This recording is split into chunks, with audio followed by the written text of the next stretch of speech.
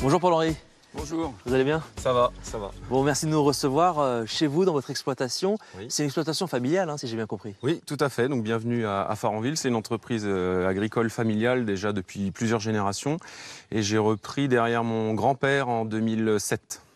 Et ici, vous cultivez la pomme de terre. On cultive principalement de la pomme de terre. Ouais. Quel type de variété? On fait plusieurs variétés pour répondre à plusieurs types de débouchés. Il faut savoir qu'en pomme de terre, voilà, il y a des pommes de terre qui ont vocation à se transformer en chips, d'autres en frites, d'autres qu'on va cuisiner en frais, en salade. Et nous, on a une particularité également, c'est qu'on a une quatrième voie qui est la transformation en alcool. Nous, ce qui nous intéresse, c'est la partie distillerie. C'est un peu quand même une nouveauté dans cette région. Donc, si j'ai bien compris, vous récoltez les pommes de terre et puis vous les stockez au frigo. Oui. Alors on va la stocker minimum 2 mois jusqu'à 10 mois. L'idée c'est de stresser la pomme de terre, de bloquer ses facultés germinatives notamment en la mettant dans un environnement obscur et froid. Et ensuite on va la réveiller tout doucement en l'emmenant se faire retravailler à la distillerie. C'est ce qu'on peut appeler la deuxième vie, c'est ça? C'est ça, c'est la seconde vie de la pomme de terre. Eh bien, on y va? Oui, on y va. Donc c'est là où ça se passe? Oui, donc c'est la distillerie, c'était des anciennes granges, des anciennes bergeries de la ferme familiale. Alors c'est ce qu'on appelle un alambic, ça? Tout à fait. Donc c'est un alambic hybride que nous avons ici. Donc c'est une machine qui nous sert à concentrer l'alcool qu'on fabrique en brasserie et concentrer les arômes qui ont été également créés grâce à notre levure choisie. Alors les pommes de terre, une fois que vous les avez récoltées, stockées, elles sont triées, nettoyées, découpées. Elles arrivent ici et comment ça marche? Eh bien, on va travailler sur une base d'alcool neutre dans lesquelles nos pommes de terre vont macérer.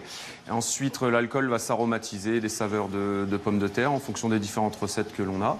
On va mettre la chaudière en ébullition. Donc, on a les vapeurs d'alcool qui vont passer à travers ce col de cygne. Ici, on a une colonne de rectification et ensuite, les vapeurs vont se retransformer sous forme liquide.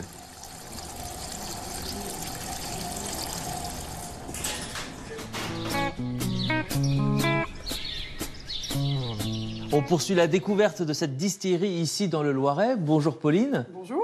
D'ailleurs, je ne sais jamais s'il faut parler de distillerie ou de ferme, ou les deux à la fois finalement. Eh bien, il faut parler de ferme-distillerie. Voilà, une distillerie où justement on élabore des spiritueux à partir des matières premières produites sur la ferme.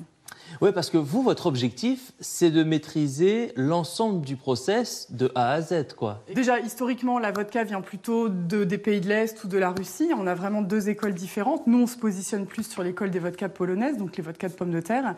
En France, vous avez une multitude de vodkas, mais les vodkas faites du champ à la bouteille, en France, il n'y en a pas 36, elle est à Farenville. C'est ça, c'est ce processus qui vous rend si unique, quoi. Exactement. Il y a une multitude de variétés de pommes de terre qui nous permet de travailler une multitude de goûts différents. On est vraiment sur une vodka qui a du goût.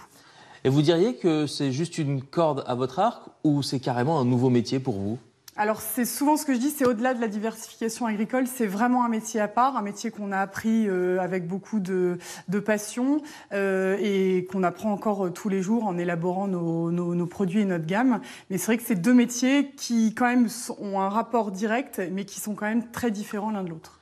Et la différence, elle se voit aussi dans les produits que vous proposez au public, parce qu'il y a de la vodka et du gin. On est parti de la pomme de terre pour élaborer toute une gamme. Donc aujourd'hui, on a deux gammes de vodka blanche.